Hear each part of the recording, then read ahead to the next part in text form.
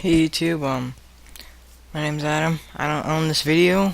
Don't sue me or anything. This is just about the history of penny skateboards and the creator of penny skateboards. So, just thought I'd show this to people because people think that they ripped off the stereo or the stereo ripped off the penny.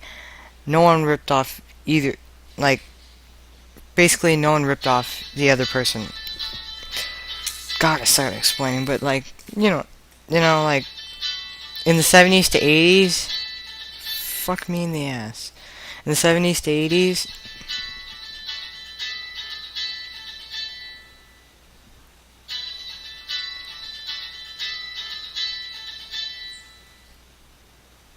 okay, well in the 70s to the 80s, that's when skateboarding started coming together, and then they only had one kicktail, so they basically Penny stole that from the 80s, 70s or whatever, something like that. But the penny came out before the stereo, and the stereo came out just like a little bit after the penny came out. So I really don't think they're ripping off each other, but they're both making money. So here's the video. Sorry that it took so long, a whole minute and 18 seconds. So here you go. Hold on. HD's the way to go.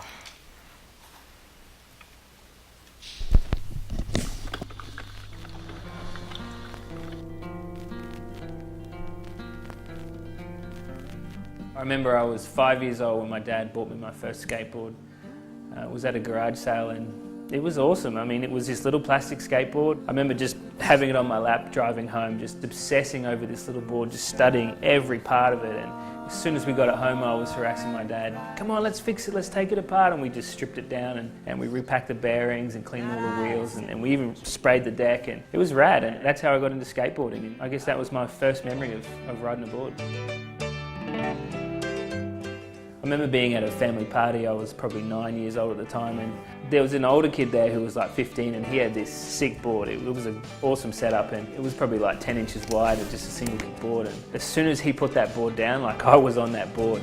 When you're lost in the rain in Juarez, when it's Easter time I didn't have any shoes on, and by the end of the day, like my parents were yelling at me, come on, we got to go get in the car. And all I wanted to do was just skate. And all I wanted to be like was that guy. In the mid to late 80s in Australia, skateboarding was just electric. We had the Bones Brigade come to King George Square in Brisbane, and there was like mini ramps and vert ramps popping up everywhere. And there was a company on the Gold Coast called Burford Blanks, and they were pressing big blank uncut boards. You could go into your local skate shop and grab this Burford blank, and you literally could choose any shape you wanted. You'd line it up on the blank and you'd draw it out, mark all the holes. It was a really cheap way for me to ride the board that I wanted to ride. I guess the good thing about that was, my dad was a timber craftsman and we had all the machinery at home. He helped me cut the board out on the bandsaw and drill press the holes correctly and make sure they weren't out of alignment. And I think that's really what ignited in me a passion and a love for making skateboards. When I turned 15, I left school straight away, and I went into a cabinet making apprenticeship for 4 years and stayed on for another 4 years. During that time I was still skating and surfing every day, and we were running on job sites stealing bracing ply and making makeshift wall rides and half pipes and mini ramps. And the more I got involved in skateboarding and the more I loved skating, made me realise that I didn't particularly like what I was doing for a job. It was at that point where I quit my job. I literally drew a line in the sand and thought, I'm going to make skateboards and I'm going to do it here in Australia. It didn't make sense to anybody else around me, but it made sense to me. At the time, the industry on a whole was so tight-knit. It was tough, man. And I mean, we must have gone through 400 or 500 boards to get the formula, the pressure, the glue, to get all that right. But once we did, then we realised we can do this, and we can do it really well. I don't know. We're always experimenting with different shapes, or coffin boards, or punk points, and bombers, pool boards. I mean, it was rad, and I guess it started us thinking, well, why stop at timber skateboards?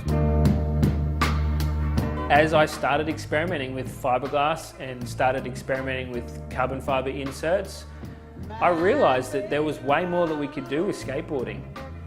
And that's when I started thinking about plastics. And that's when I realised that that little plastic skateboard that my dad bought me at 5 years old, it needed to come back. I really wanted this board to resemble that little board I rode when I was 5 years old. But I didn't want it to ride like that board. The board we wanted had to be durable, it had to be fast, it had to be super responsive and ride well, and most of all, it had to be fun.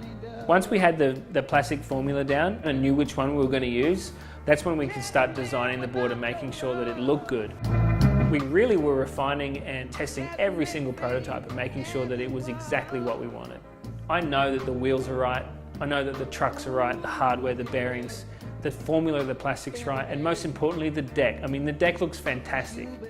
And when you put all that together, that is what makes a penny skateboard. We're just having fun, building the best quality skateboards that we can make. Can't you see, girl, what you're doing to me? My name's Ben Mackay, I'm the founder of Penny, and I love making skateboards. Honey, please, baby, love.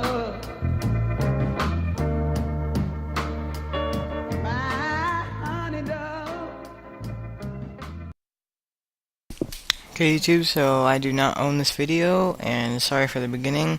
Sorry I couldn't just post this as is. You can't really download this video off the sites I tried. I tried copying the link, downloading it, stuff like that. It was really hard. Couldn't find it, so I just decided to record it. So, yeah.